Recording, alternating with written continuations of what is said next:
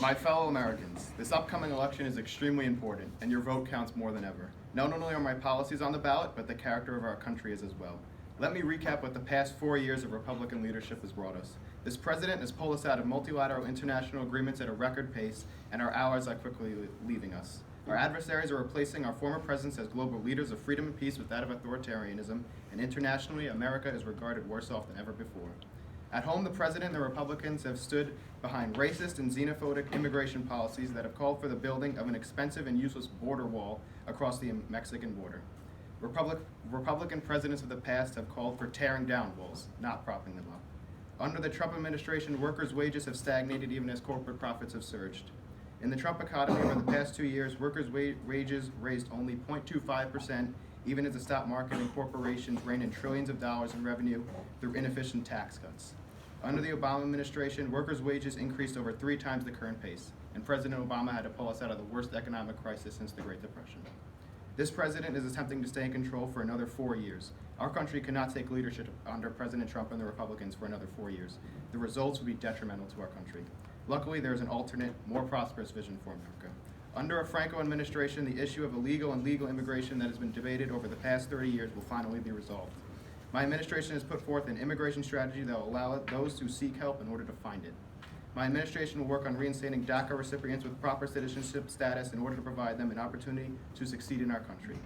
My administration will secure our borders, but I believe that the best way to secure it is not through wasteful and ineffective border walls, like my Republican counterparts, but through more custom checks and security at points of entry.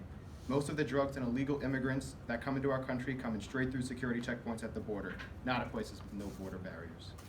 The way this president and the Republicans have approached the immigration debate is pathetic and inexcusable. The president has not been able to get his way with his wall, so he's decided to shut down the government and place the lives of nearly 800,000 federal workers in jeopardy.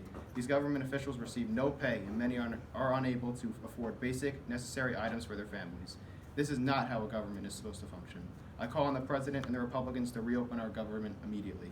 My administration also plans to enact needed economic reform that strengthens the needs of the working and middle class.